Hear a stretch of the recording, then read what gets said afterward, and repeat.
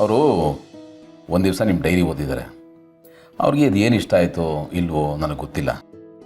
ಒಟ್ಟಿನಲ್ಲಿ ನಿಮ್ಮ ಮನಸ್ಸಿನ ಭಾವನೆಗಳು, ನೀವು ಪಟ್ಟ ಕಷ್ಟ ಏನೋ ಮನಸ್ಸಿಗೆ ನಾಟಿದೆ. ಪಾಪ ಓದಿ ತುಂಬ ಚೆನ್ನಾಗಿದೆ ಅಂತ ನನಗೂ ಹೇಳಿದ್ರು. ನಾನು ಹೇಳಿದೆ ಹಾಗೆಲ್ಲ ಬೇರೆಯವ್ರ ಡೈರಿ ಓದಬಾರ್ದು ಮಕ್ಕಳ ಅಂತ. ಬಟ್ ಗೊತ್ತಿಲ್ಲದಾಗೆ ಅದನ್ನು ನನ್ನ ಬ್ಯಾಗಲ್ಲಿ ಇಟ್ಬಿಟ್ಟಿದ್ದಾರೆ. ನಾನು ಅದನ್ನು ಆಫೀಸಿಗೆ ತೊಗೊಂಡೋಗಿದ್ದೀನಿ, ನನಗೂ ಗೊತ್ತಿಲ್ಲ, ಸಿಕ್ತು. ಮೊದಲಿಗೆ ಓದಬಾರ್ದು ಅಂತ ಅಂದ್ಕೊಂಡೆ, ಬಟ್ ಕ್ಯೂರಿಯಾಸಿಟಿಗೆ ಮನಸ್ಸು ತಡಿಲಿಲ್ಲ. ಓದೋಕ್ಕೆ ಶುರು ಮಾಡಿದೆ. ಮೊದಲನೇ ಪುಟ, ಎರಡನೇ ಪುಟ, ಕಡೆ ಪುಟ ತನಕ ನಿಲ್ಲಿಸಬೇಕು ಅಂತ ಅನ್ನಿಸ್ಲಿಲ್ಲ ಭೂಮಿಕಾ. ಓದ್ತಾನೆ ಇದ್ದೆ. ಅಂದ್ರೆ ಈ ಕೆಲಸ ನಮ್ಮ ತರ್ಲೆಗಳು ಮಾಡಿರೋದು. ಆದರೆ ಇದರಿಂದ ಒಂದು ವಿಷಯ ಗೊತ್ತಾಯ್ತು ಭೂಮಿಕಾ. ಏನು? ನೀವು ನಗ್ತಾ ಇದ್ರು, ಒಳ್ಳೊಳಗಡೆ ಎಷ್ಟು ಅಳ್ತಾ ಇದ್ರಿ ಅಂತ. ಇಷ್ಟು ದಿವಸ ನಾನು ಎಲ್ಲ ಗೊತ್ತು ಅಂತ ಅಂದ್ಕೊಂಡಿದ್ದೆ. ಹೆಂಡತಿಗೆ ತಕ್ಕನಾದ ಗಂಡ ಅಂತೆಲ್ಲ ಬೀಗ್ತಾ ಇದ್ದೆ.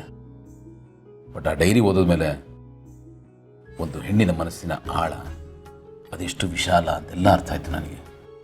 ಹೆಣ್ಣಿನ ಮನಸ್ಸನ್ನು ಅರ್ಥ ಮಾಡ್ಕೊಳ್ಳೋದು, ಮೀನಿನ ಹೆಜ್ಜೆನ ಟ್ರ್ಯಾಕ್ ಮಾಡೋದು ಒಂದೇನದು ಗೊತ್ತಾಯ್ತು. ಇದು ನನಗೆ ಸದ್ಯಕ್ಕಾಗಿರೋ ಜ್ಞಾನೋದಯ. ಹೆಣ್ಣಿನ ಮನಸ್ಸನ್ನ ಅರ್ಥ ಮಾಡ್ಕೊಂಡಿದ್ದೀನಿ ಅಂತ ಯಾವ ಗಂಡಸ ಕೈಲೂ ಹೇಳೋಕ್ಕೆ ಸಾಧ್ಯ ಇಲ್ಲ, ನನ್ನ ಕೈಲೂ ಆಗಲ್ಲ. ನೀವು ಹೇಳಿದ್ ಕರೆಕ್ಟೇ. ಗಂಡಸರಿಗೆ ಹೆಣ್ಮಕ್ಳ ಮನಸ್ಸನ್ನ ಅರ್ಥ ಮಾಡ್ಕೊಳಕ್ ಆಗೋದೇ ಇಲ್ಲ. ಬಟ್ ನೀವು ಹಾಗಲ್ಲ. ನೀವು ಡಿಫ್ರೆಂಟು, ಸ್ಪೆಷಲ್. ನೀವು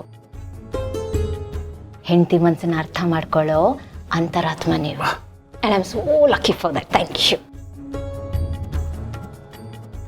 ಬಟ್ ಗೌತಮ್ ಅವರೇ,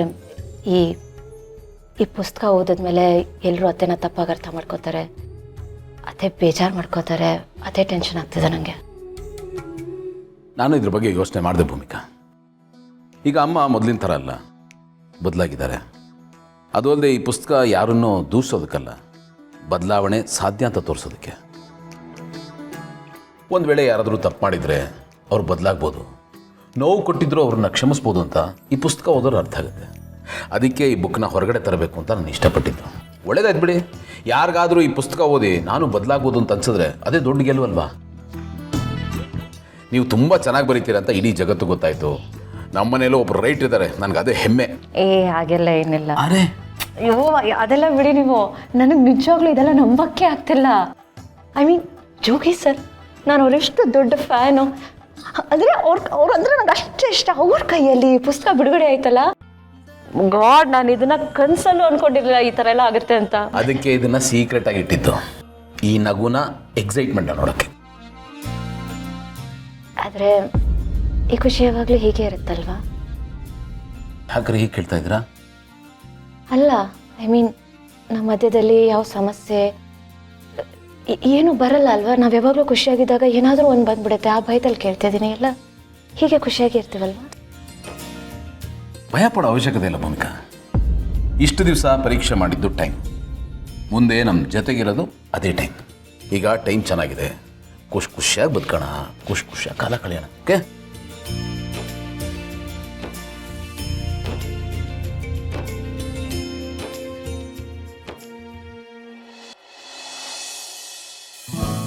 good morning everybody. Good morning, good morning ಮಕ್ಕಳ. ಎದ್ದೇಳಿ ಎದ್ದೇಳಿ ಎದ್ದೇಳಿ. ಅಯ್ಯೋ, ಏನಿದು? ಅರೆ ಎದ್ದೇಳಿ. Good morning. ತಗೊಳ್ಳಿ, ನಿಮಗೋಸ್ಕರ ಹಾಲು ತಂದಿದ್ದೀನಿ. ಎಸ್, ತಗೊಳ್ಳೋ, ಕೊಡು ಹಂಗೆ. ಹಾಂ, ಏನು ಇಷ್ಟೊತ್ತಾಗೋಯ್ತು? ನನಗೆ ಬಸ್ಲೇ ಇಲ್ಲ. ಅರೆ, ನೀವು ಅಷ್ಟು ಸುಖವಾಗಿ ನಿದ್ದೆ ಮಾಡ್ತಾ ಇದ್ರಿ, ನಿಮ್ಮನ್ನು ಡಿಸ್ಟರ್ಬ್ ಮಾಡೋಕ್ಕೆ ಮನಸ್ಸೇ ಆಗಲಿಲ್ಲ. ಅದಕ್ಕೆ ನಾನೇ ಮಾಡ್ಕೊಂಬಂದೆ. ತಗೊಳ್ಳಿ, ನಾನೇ ಕಾಫಿ ಮಾಡ್ಕೊಂಬಂದೆ. Thank you. ಬಟ್ ಇದನ್ನೇ ರೂಢಿ ಮಾಡ್ಕೊಬಾರ್ದಲ್ವಾ? ಯಾಕೆ? ಅಲ್ಲ, ನಾಳೆ ದಿನ ನಾನು ಕಾಫಿ ಮಾಡಿದಾಗ ನೀವು ಚೆನ್ನಾಗಿಲ್ಲ ಅಂತ ಹೇಳ್ಬಿಟ್ರೆ? ಓ ಹಾಗೆ. ನಿಮ್ಮ ಕಾಫಿ ಇದೆ.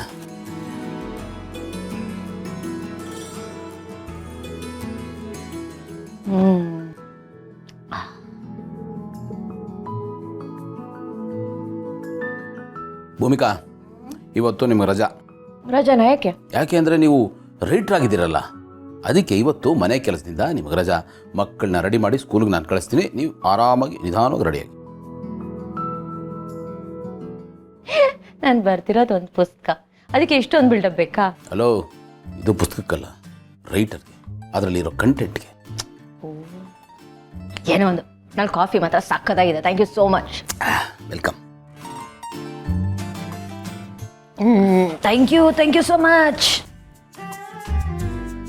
ಕುಡಿತಿದ್ದೀರಾ?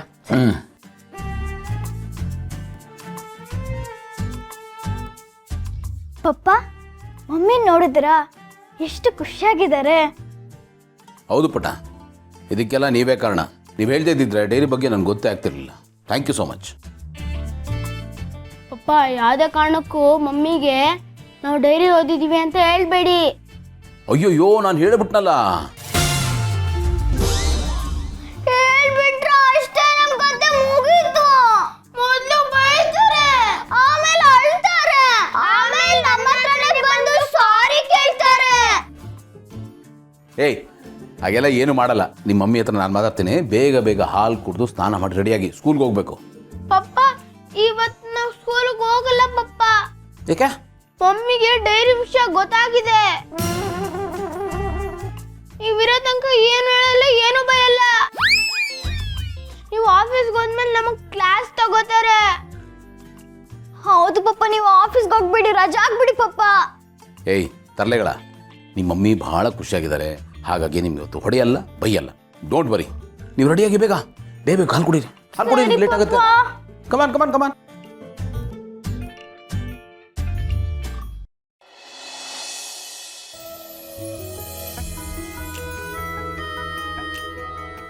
ಬಿಗ್ ಬ್ರೋ, ಹಾಂ ಬ್ರೋ. ಒಂದು ವಿಷಯ ಹೇಳಬೇಕಿತ್ತು. ಏನು? ಅದು ಜೈಬ್ರೋ ಹೆಸರಿಂದ ಕಂಪ್ನಿ ನಮ್ಮ ಹೆಸ್ರಿಗೆ ಟ್ರಾನ್ಸ್ಫರ್ ಆಗುವಾಗ ಎಲ್ಲ ಡಾಕ್ಯುಮೆಂಟ್ಸ್ ಸರಿ ಇದೆ ಅಂತ ನಾವು ಅಂದ್ಕೊಂಡಿದ್ವಿ. ಆದರೆ ಇವಾಗ ಒಂದು ಕಾಂಟ್ರಾಕ್ಟ್ ವಿಚಾರ ಹೊರಗೆ ಬಂದಿದೆ. ಏನು? ಅವ್ನ ಫೇವ್ರೆಟ್ ಕ್ಲೈಂಟ್ ಒಬ್ಬರು ನಮಗೆ ಆರ್ಡರ್ನ ರಿಲೀಸ್ ಮಾಡಲ್ಲ ಅಂತ ಹೇಳ್ತಾ ಇದ್ದಾರೆ. ಸರಿ, ಜಯದೇವ್ ಹತ್ರ ಮಾತಾಡಿ ಹೇಗಾದರೂ ಈ ಆರ್ಡರ್ ಕಾಂಟ್ರಾಕ್ಟ್ನ ಟ್ರಾನ್ಸ್ಫರ್ ಮಾಡಿಸು. ಬಿಗ್ ಬ್ರೋ, ನಾನು ಅವನ ಹತ್ರ ಮಾತಾಡಲ್ಲ. ಈಗ ನಾನೋಗಿ ಮಾತಾಡಿದ್ರೆ ಅವ್ನು ಸುಮ್ಮನೆ ಪರ್ಸ್ನಲಾಗಿ ವಿಷಯ ಎಲ್ಲಿಂದ ಎಲ್ಗೂ ಹೋಗುತ್ತೆ. ಅವ್ನು ಸೈನ್ ಮಾಡಲ್ಲ. ಇಟ್ಸ್ ಬೆಟರ್ ನೀನೇ ಮಾತಾಡಿದ್ರೆ. ನಾನು ಹೋಗೋಕ್ಕಾಗಲ್ಲ ಪಾರ್ಥ. ನಾನು ಅಲ್ಲಿಗೆ ಹೋದರೆ ಕಂಪ್ನಿ ವಿಷಯ ಬಿಟ್ಟು ಬರೀ ಪರ್ಸ್ನಲ್ ವಿಷಯಗಳೇ ಜಾಸ್ತಿ ಆಗುತ್ತೆ. ಓ, ಆನಂದನ ಕಳ್ಸೋಣ ಅಂದ್ಕೊಂಡ್ರೆ ಆನಂದ್ಗೆ ಜಯದೇವ್ ಮುಖ ಕಂಡ್ರೆ ಆಗಲ್ಲ.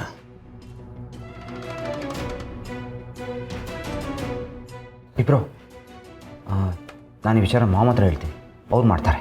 ನಾನು ಬೇಡ ಪಾರ್ಥ. ಅಮ್ಮನೇ ಅವನ ಮೇಲೆ ಕಂಪ್ಲೇಂಟ್ ಕೊಟ್ಟು ಅರೆಸ್ಟ್ ಮಾಡಿಸಿದ್ದಾರೆ. ಈಗ ಅಮ್ಮ ಹೋಗಿ ಮಾತಾಡಿದ್ರೆ ಅವನು ಅಮ್ಮನ ಮೇಲೆ ಕೋಪ ತೀರಿಸ್ಕೊತಾನೆ, ಕೆಲಸ ಆಗಲ್ಲ. ಬೇಡ. ಬಿಗ್ ಬ್ರೋ, ನೋ, ಮಾಮ ಇದಕ್ಕೆ ಕರೆಕ್ಟ್ ಪರ್ಸನ್. ಅವ್ನಿಗೆ ಇಷ್ಟ ಇಲ್ಲ ಅಂದರೂ ಇವಾಗ ಕೇಳಲೇಬೇಕು ಅವನು. ಆ್ಯಂಡ್ ಮಾಮ್ ಕೈಲಿ ಮಾತ್ರ ಈ ಕೆಲಸ ಸಾಧ್ಯ. ಆ್ಯಂಡ್ ನಿಮಗೂ ಗೊತ್ತಿದೆ, ಮಾಮ್ಗೆ ಅವನ ಬಗ್ಗೆ ಇವಾಗ ಯಾವುದೇ ಥರ ಸಾಫ್ಟ್ ಕಾರ್ನರ್ ಇಲ್ಲ. ನೋಡು ಬಿಗ್ ಬ್ರೋ, ನಮ್ಮ ಕಂಪ್ನಿಲಿ ತುಂಬ ಜನ ಕೆಲಸ ಮಾಡ್ತಾಯಿದ್ದಾರೆ. ನಮಗೆ ನಮ್ಮ ಕಂಪ್ನಿ ಫ್ಯೂಚರ್ ಮುಖ್ಯ ಆಗುತ್ತೆ. ಇವನೊಬ್ಬನಿಂದ ಕಂಪ್ನಿಗೆ ಲಾಸ್ ಆಗೋದು ಬೇಡ.